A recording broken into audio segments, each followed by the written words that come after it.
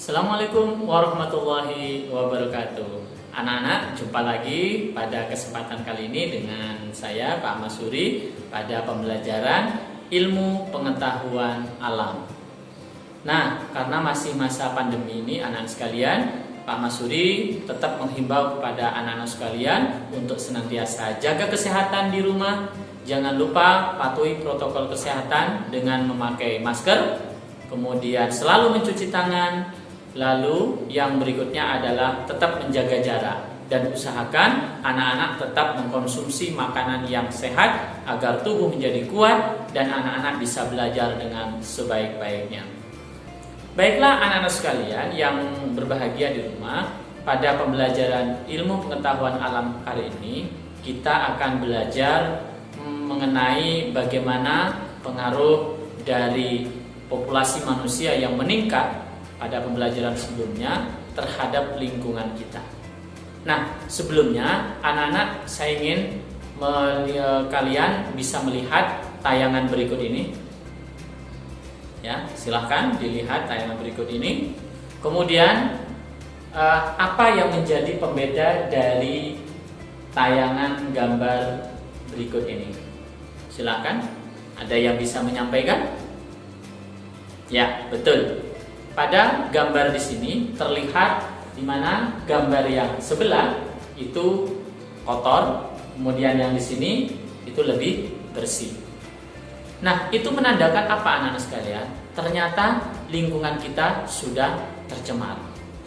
Ya, kenapa kok bisa tercemar? Sekali lagi, sebagaimana pelajaran sebelumnya, ternyata jumlah populasi manusia itu berpengaruh signifikan terhadap kualitas lingkungan kita. Nah, pada kesempatan kali ini tujuan pembelajaran kita adalah yang pertama, yaitu bagaimana bisa pencemaran itu terjadi.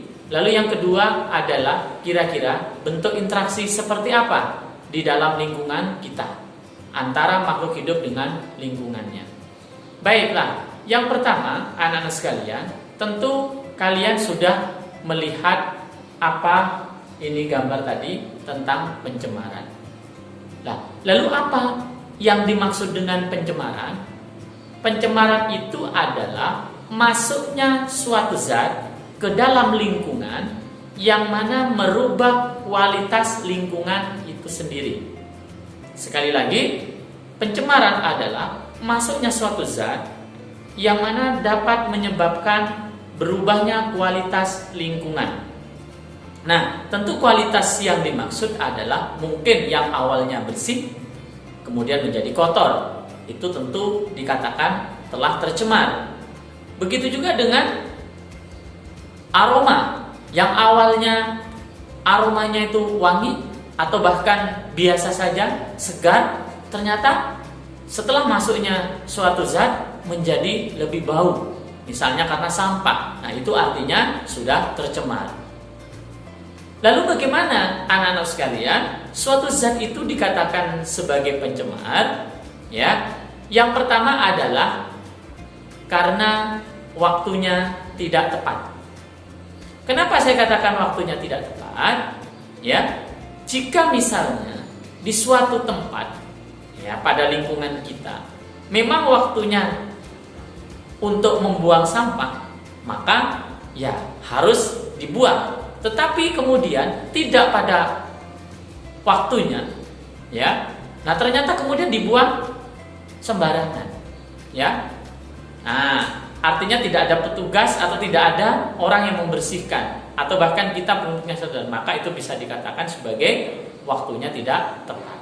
Lalu yang kedua adalah jumlahnya melebihi batas. Kalau anak-anak misalnya membuang kertas, ya, hanya satu helai saja, satu helai kertas yang kecil, potongan kecil, mungkin tidak ada masalah. Tetapi bagaimana jika anak-anak membuang banyak potongan kertas, ya, kemudian juga dibarengi dengan orang lain, maka tentu saja ini akan menyebabkan terjadinya pencemaran. Jika kotor, berserakan, nah itu dikatakan sebagai jumlahnya melebihi batas. Lalu yang ketiga adalah bukan pada tempatnya. Anak-anak tahu, misalnya air di kamar mandi. Contoh saja di kamar mandi, tidak usah jauh-jauh. Contoh di kamar mandi, ketika anak-anak melihat air di dalam bak mandi itu bersih, lalu kemudian kalian misalnya ambil pasir dari luar rumah, kemudian kalian masukkan pada air di dalam bak mandi itu. Kira-kira apa yang terjadi? Betul itu tempatnya? Tentu bukan. Ya. Maka akan menyebabkan air di dalam kamar mandi tersebut jadi kotor, berarti sudah tercemar. Nah, itulah gambaran anak-anak sekalian, kenapa suatu zat itu bisa dikatakan sebagai pencemar jika tiga hal. Yang pertama adalah waktunya tidak tepat, yang kedua jumlahnya melebihi batas, lalu yang ketiga adalah bukan pada tempatnya. Nah, anak-anak sekalian, sekali lagi, kenapa lingkungan kita itu sekarang menjadi rusak? Sudah kita singgung pada pembelajaran sebelumnya bahwa jumlah populasi manusia yang luar biasa banyak ini tentunya akan membawa dampak yang negatif. Apakah ada dampak positif? Jelas ada, tetapi biasanya yang paling banyak itu adalah dampak negatif. Salah satunya adalah pencemaran. Nah, anak-anak sekalian, sebelum kita membahas tentang pencemaran itu sendiri, macamnya itu apa saja, kira-kira bagaimana solusinya, anak-anak juga harus paham. Ya, makhluk hidup dalam hal ini, termasuk kita manusia sebagai makhluk hidup, itu tentu akan berinteraksi dengan lingkungan. Betul atau tidak? Ya, betul. Ya. Nah, interaksi apa saja yang terjadi di dalam lingkungan kita? Yang pertama, kita bisa mengenal yang namanya rantai makanan. Saya kira anak-anak sekalian sudah pernah dijelaskan ketika masih SD. Apa itu yang dimaksud dengan rantai makanan? Contoh ini, ya. Di sini ada rumput, lalu kemudian dimakan oleh belalang. Kemudian belalang dimakan oleh burung. Lalu kemudian burung ini dimakan oleh ular. Nah, ular kemudian dimakan oleh elang. Begitu seterusnya. Itulah yang dinamakan dengan rantai makanan. Nah, kalau begitu apa rantai makanan? Peristiwa makan dan dimakan. Ingat, peristiwa makan dan dimakan. Contohnya tadi, rumput dimakan oleh belalang. Belalang dimakan oleh burung. Ya, burung dimakan oleh ular. Dan seterusnya. Itulah yang dinamakan dengan rantai makanan. Lalu yang kedua adalah interaksi dalam hal ini jaring-jaring makanan. Anak-anak bisa melihat di slide seperti ini, gambar ini, bagaimana inilah yang dinamakan dengan jaring-jaring makanan. Kalau begitu, apa yang dimaksud dengan jaring-jaring makanan setelah melihat gambar ini? Ya, betul sekali, anak-anak sekalian. Kalau kalian melihat gambar ini, tentu kalian akan bisa memahami yang dimaksud dengan jaring-jaring makanan itu adalah kumpulan dari beberapa rantai makanan. Ya, kumpulan dari beberapa rantai makanan. Di situ kalian bisa melihat bagaimana ada rantai makanan 1, kemudian rantai makanan 2, rantai makanan 3, dan seterusnya. Ya, kira-kira sudah bisa memahami? Baik, itu terkait dengan interaksi yang mana disebut di dalam biologi itu adalah perpindahan energi. Satu lagi terkait dengan perpindahan energi ini adalah terjadi yang namanya peristiwa predasi. Apa itu predasi? Anak-anak untuk memahaminya silahkan dilihat video berikut ini.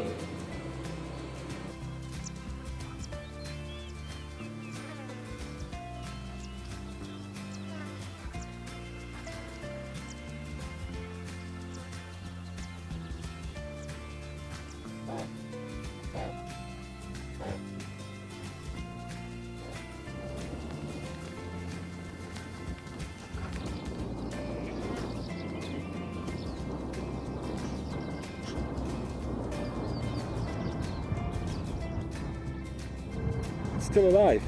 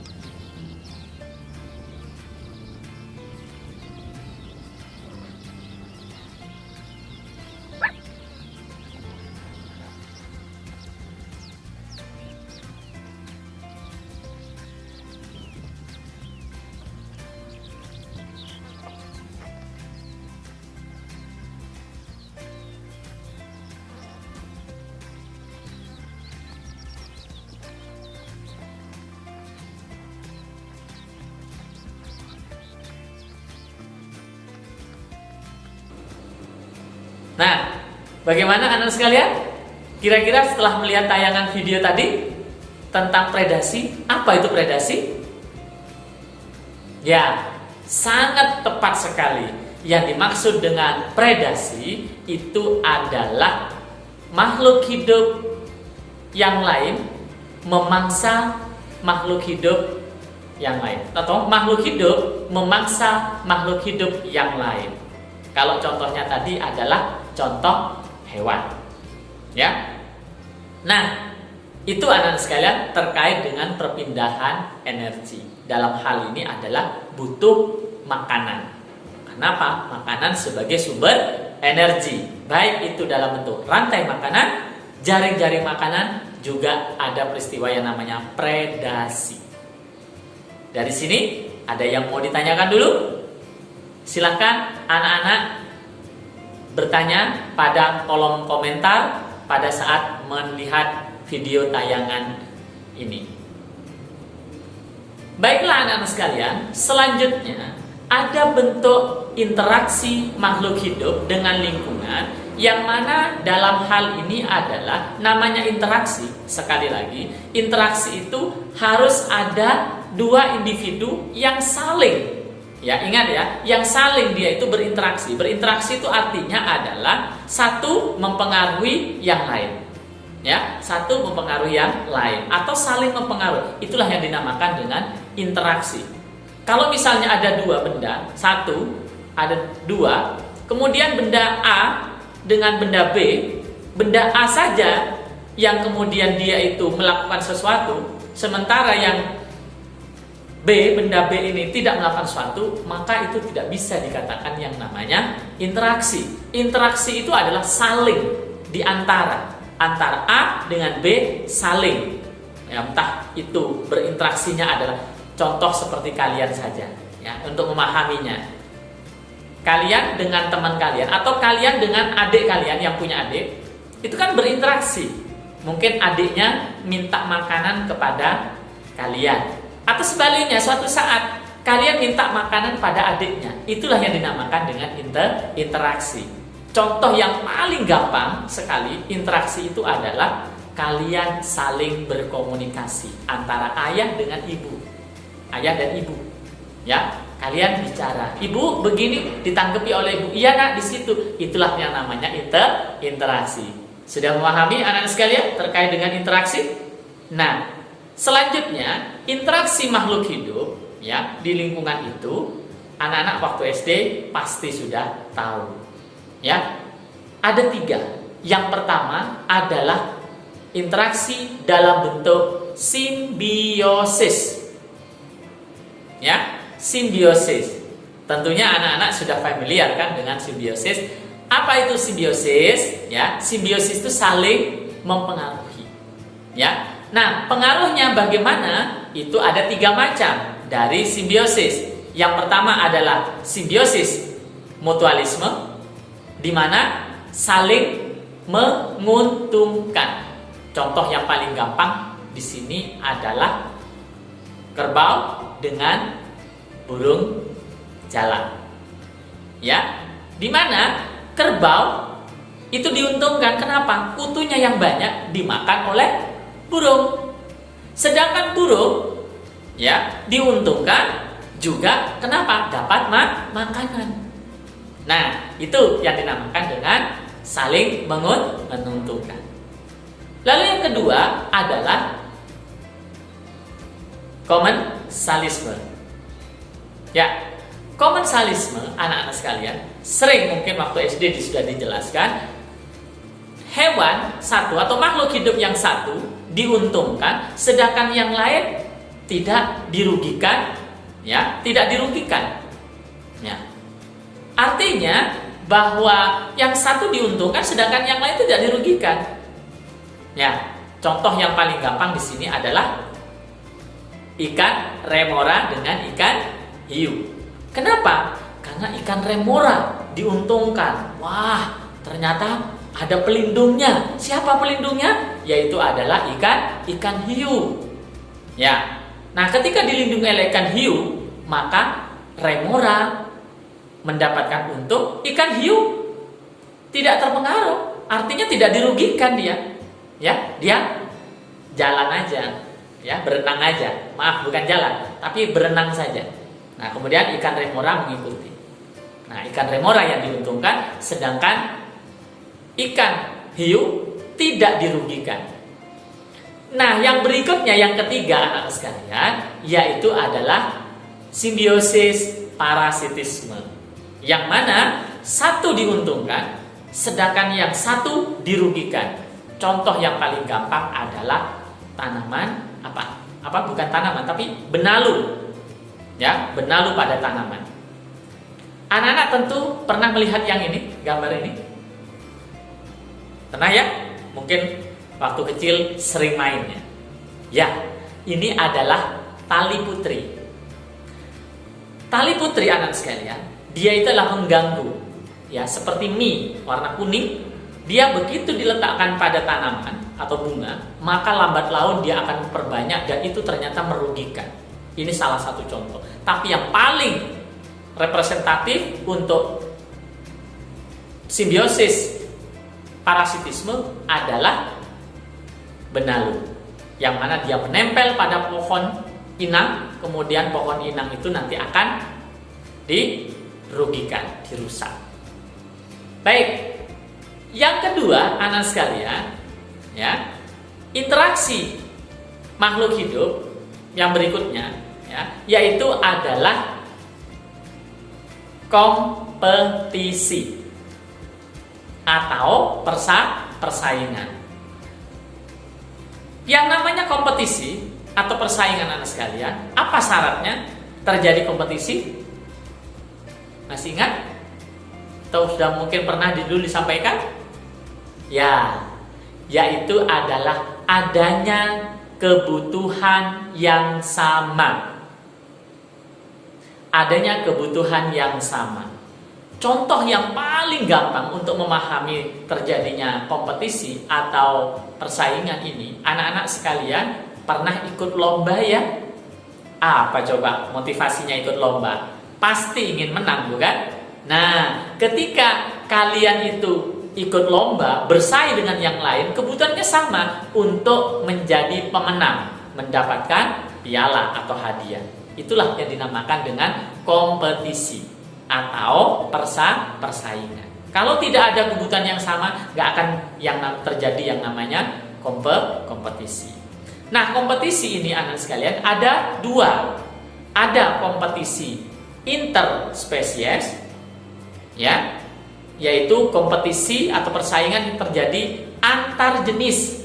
Contoh yang paling gampang adalah ini, ya, tomat dengan cabai. Ketika dalam satu pot, dia nanti akan terjadi persaingan, ya. Yang kedua adalah kompetisi intraspesies atau kompetisi sesama jenis, ya. Pada tumbuhan, pada hewan banyak. Mungkin pada tumbuhan di sini sama-sama tumbuhan tomat, dalam satu pot dia akan berkompetisi untuk menyerap unsur hara. Berikutnya anak sekalian, interaksi yang ketiga yaitu adalah antibiosis. Pernah dengar istilah antibiotik anak sekalian? Itu obat, ya. Nah, maksudnya adalah antibiosis itu makhluk hidup yang satu menghambat pertumbuhan makhluk hidup yang lain. Itulah yang dikenal dengan istilah antibiosis. Ya, makanya obat untuk menekan pertumbuhan dari kuman itu dinamakan dengan antibiotik, bukan? Nah, kenapa? Karena dari istilah antibiosis tadi. Nah, anak-anak bisa nanti melihat, ya, seperti ini antibiosis itu. Nah, ya, jadi dihambat pertumbuhan. Nah, anak-anak sekalian, kita lanjutkan pembahasan kita. Ya, kalau tadi anak-anak sudah mengetahui mengenai bentuk interaksi itu seperti apa, ternyata anak sekalian, interaksi antar makhluk hidup, khususnya yang akan kita bahas lebih detail adalah interaksi manusia dengan lingkungannya, ternyata membawa dampak, ya, membawa pengaruh. Ada dampak positif, yaitu segala kebutuhan kita manusia itu bisa dipenuhi oleh lingkungan kita. Kita butuh makan, oleh tumbuhan disediakan, ya. Ada padi, ada jagung, ada sayuran, ada buah-buahan. Kemudian kita butuh makan, ya, sumber protein. Misalnya ada ikan, ada ayam sebagai sumber protein, ada sapi diambil dagingnya, dan seterusnya. Tetapi sekali lagi anak-anak sekalian, banyak dampak negatif yang ditimbulkan oleh interaksi manusia dengan lingkungan, terutama kaitannya dengan jumlah penduduk yang begitu besar. Apa saja? Salah satunya adalah yang menjadi fokus pembahasan kita, yaitu adalah pencemaran. Di awal Pak Uri sudah menyampaikan bahwa pencemaran itu adalah masuknya suatu zat ke dalam lingkungan yang merubah kualitas dari lingkungan tersebut. Nah, selanjutnya kita akan mengenal macam-macam dari pencemaran. Anak-anak sekalian, pencemaran itu ada 3. Yang pertama adalah pencemaran air.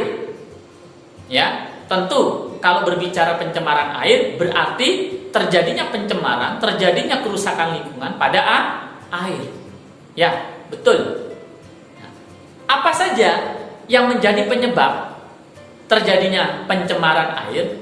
Ya, yang pertama adalah ketika dalam bidang pertanian menggunakan pupuk yang berlebihan, tentu apalagi pada saat musim hujan. Kemarin hujan, bukan? Yang deras. Nah, seandainya pada saat hujan yang deras itu kemudian petani, ya, terutama yang rumahnya dekat dengan sawah ini, petani menggunakan pupuk yang banyak, tentu pupuk itu akan terlarut dalam air, kemudian airnya mengalir kemana-mana.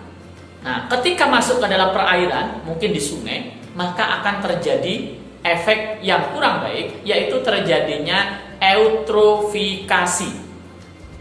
Apa itu? Yaitu adalah banyaknya pertumbuhan, ya, terutama pada tanaman air yang membuat tanaman air itu menjadi subur, tapi justru merugikan. Kenapa merugikan? Sinar matahari tidak dapat menembus pada air. Ya. Ingat, di dalam air terdapat kehidupan. Mungkin di situ ada ikan. Ya. Di situ juga mungkin ada keong, ya, dan beberapa hewan air lainnya, ya. Nah, lalu yang berikutnya apa? Yang menjadi sumber pencemaran pada air, yaitu adalah sampah. Nah, sampah di sini bisa dari sampah cair maupun sampah padat. Kalau sampah padat, ya tentu biasanya kalau anak-anak sering melihat yang seperti ini, ya, membuang sampah sembarangan, ya, atau mungkin bekas ya zat-zat yang berbahaya, terutama dari limbah pabrik seperti ini, ya, itu kan tentu merugikan. Airnya menjadi kotor, kemudian ikan-ikan menjadi mati, ya, tanaman air juga akan mati. Tentu ini akan merugikan kita, ya. Nah, bagaimana cara untuk mengurangi pencemaran air? Anak-anak tentunya harus bijak. Yang pertama adalah, kalau tadi berkaitan dengan penggunaan pupuk, jangan berlebihan. Ataupun kalau bisa menggunakan pupuk yang alami. Itu jauh lebih baik. Lalu yang kedua adalah tidak membuang sampah sembarangan, terutama di sungai. Ya. Maka kalau itu terjadi, pasti nanti akan menyebabkan dampak yang lebih luas. Ya, bisa jadi nanti saluran air itu akan mampet, akan menjadi banjir.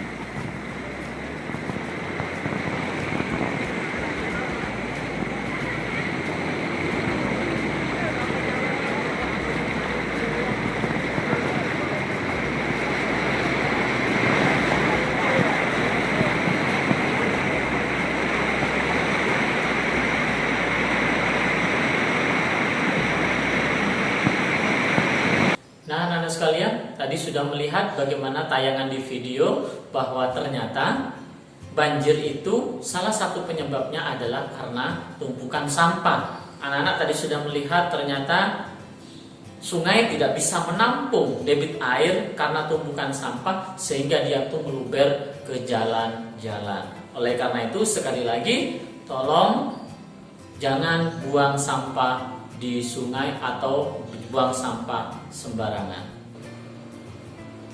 Lalu yang ketiga adalah jangan membuang limbah industri secara langsung, harus diolah dulu. Itu untuk mengatasi pencemaran air. Nah, anak-anak sekalian, yang kedua, jenis pencemaran yang kedua yaitu adalah pencemaran tanah. Nah, apa yang menjadi penyebab pencemaran tanah? Tentu lagi-lagi yang pertama adalah sampah. Pak, kenapa kok sampah terus? Ya, anak-anak sekalian, sampah ini memang menjadi sumber pencemar utama kalau kita lihat di negeri kita. Ya, di samping pencemar yang lain, sampah di negeri kita itu luar biasa. Kita mungkin nggak berbicara secara Indonesia karena semakin banyak. Di Kota Malang saja hampir 490 ton setiap hari. Ini data terbaru anak sekalian di Kota Malang. Kita nggak tahu apakah kita termasuk bagian penyumbang sampah yang besar itu. Bayangkan 490 ton setiap hari. Kalau 1 bulan berapa? Ya, kalau di Jawa Timur berapa? Kalau di Indonesia berapa? Tentu luar biasa. Kalau di seluruh dunia berapa? Tentu akan sangat luar biasa banyaknya.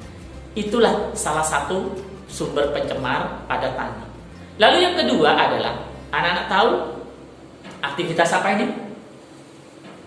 Ya, ini adalah aktivitas bengkel motor. Mohon maaf bagi yang punya usaha bengkel motor. Kenapa saya katakan itu sebagai sumber pencemar? Ya, salah satunya mungkin secara tidak sadar oli bekas ketika konsumen mengganti oli, tentu kan banyak itu yang berserakan. Nah, kalau itu kemudian mengalir pada tanah di sekitar, itulah yang dapat menyebabkan pencemaran tanah. Ya, tentu banyak lagi yang lain. Ada kaleng bekas, kemudian ada plastik terutama yang sembarangan. Ingat anak sekalian, plastik tidak bisa diuraikan dalam waktu yang singkat. Nah, mungkin nanti pada kesempatan yang lain kita akan bahas mengenai penguraian sampah plastik itu. Ya, ternyata itu sangat lama sekali. Nah, anak-anak sekalian, lalu bagaimana cara untuk mengurangi atau mencegah pencemaran tanah? Tentu kalau sudah tahu sebabnya, maka kita kurangi atau kalau bisa hilangkan sebab itu. Ya, tentu yang pertama tadi adalah dengan apa? Tidak membuang sampah sembarangan di tanah. Coba lihat anak sekalian seperti ini. Ya, ini pasar yang mana penuh dengan sampah. Ya. Lalu yang kedua adalah jangan membuang bekas-bekas oli atau oli bekas itu sembarangan. Mungkin harus tampung, harus betul-betul dibersihkan dan sebagainya. Termasuk tidak membuang plastik, membuang kaleng bekas dan sebagainya sembarangan di tanah, apalagi menguburnya, karena itu tidak akan terurai. Nah, yang ketiga anak sekalian, jenis pencemaran yang ketiga adalah pencemaran udara. Nah, kalau berbicara pencemaran udara, ini macam-macam penyebabnya. Ada karena aktivitas industri, karena asap kendaraan, ya, mungkin juga aktivitas pembakaran. Nah, ini yang nanti akan menurunkan kualitas udara. Coba anak-anak sekalian perhatikan ini saat terjadinya kebakaran hutan.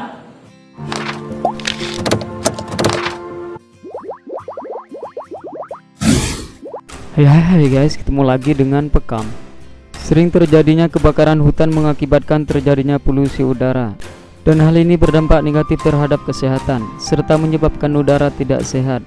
Dan kabut asap ini membuat pandangan mata menjadi kabur lantaran kabut asap yang bertebaran di mana-mana. Tentu hal ini sangat berpengaruh terhadap kesehatan seseorang, terutama terhadap anak-anak atau yang masih bayi. Dan kabut asap tersebut akan mengakibatkan orang dikena penyakit. Bagi lovers tidak penasaran dan bertanya-tanya terhadap penyakit tersebut, berikut beberapa penyakit yang akan menimpa seseorang akibat dari kabut asap.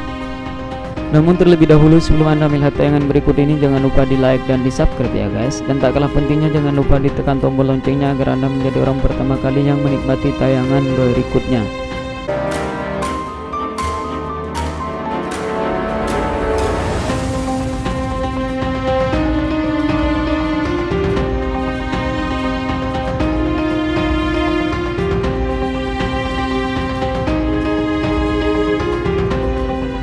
Number 8. Iritasi. Adanya kabut asap dapat menimbulkan iritasi pada mata, tenggorokan, hidung dan menyebabkan sakit kepala atau alergi. Asosiasi Paru-Paru Kanada mengatakan bahwa masker wajah tidak dapat melindungi tubuh dari paparan partikel ekstra kecil yang dibawa oleh kabut asap. Maka dari itu dianjurkan untuk tetap berada dalam ruangan dengan jendela tertutup dan pintu tertutup pula. Tutup setiap ada akses keluar ruangan. Kurangi aktivitas di luar rumah. Hindari aktivitas di dalam rumah yang menambah kontaminasi seperti merokok atau menyedot debu.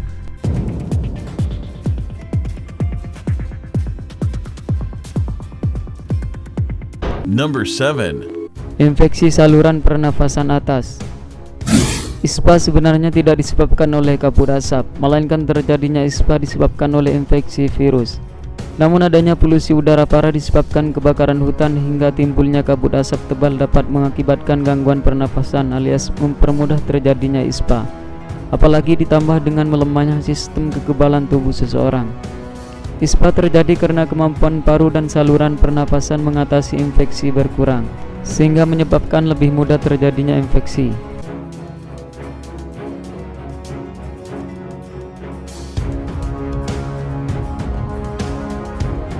Number 6. Asma. Penyakit yang satu ini lebih dikenal dengan penyakit genetik. Akan tetapi penyakit asma juga dapat disebabkan oleh buruknya kualitas udara. Terjadinya kebakaran hutan menimbulkan adanya sebuah kabut asap yang membawa partikel berukuran kecil yang masuk melalui saluran pernapasan dan menyebabkan gangguan layaknya asap rokok. Penduduk yang mengidap asma, terutama anak-anak, adalah kelompok yang paling rentan terhadap ancaman kabut asap.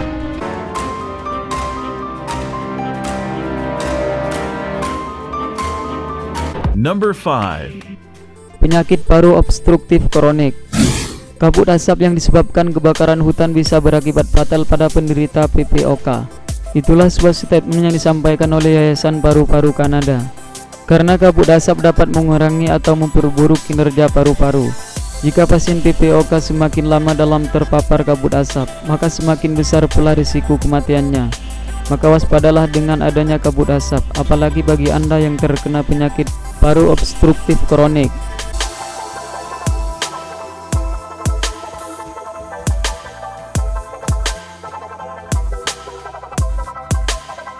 Number 4. Penyakit jantung. Adanya kabut asap membawa partikel mini bernama PM2,5 yang dapat masuk dalam tubuh melalui saluran pernapasan. Sebuah studi oleh California Environmental Protection Agency tahun 2014 membuktikan pasien yang terpapar kabut asap dalam waktu lama meningkatkan risiko terkena serangan jantung atau stroke hingga 2 kali lipat.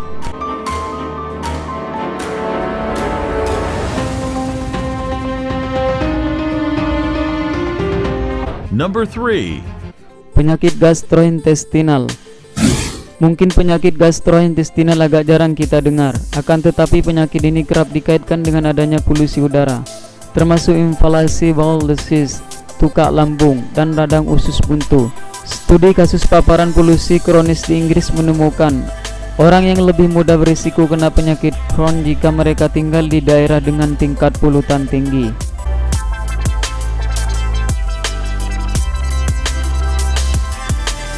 Number 2. Penyakit tulang. Hindari polusi udara dan tetap waspadalah dengan lingkungan yang penuh dengan asap, karena ternyata patah tulang terkait osteoporosis lebih umum di daerah konsentrasi polusi udara PM2,5 yang lebih tinggi. Paparan polusi udara jangka panjang memungkinkan terjadinya pengurangan kepadatan mineral tulang dan menyebabkan patah tulang pada pria lanjut usia.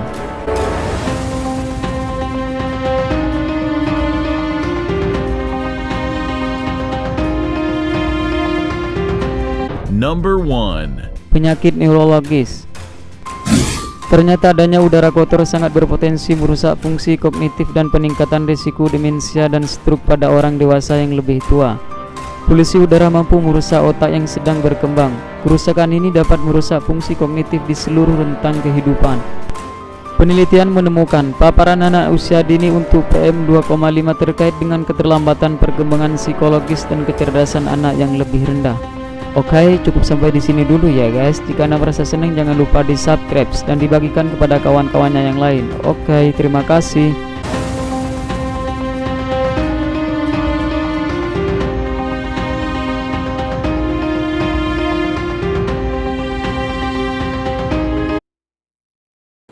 Ya, ribuan manusia kena dampaknya.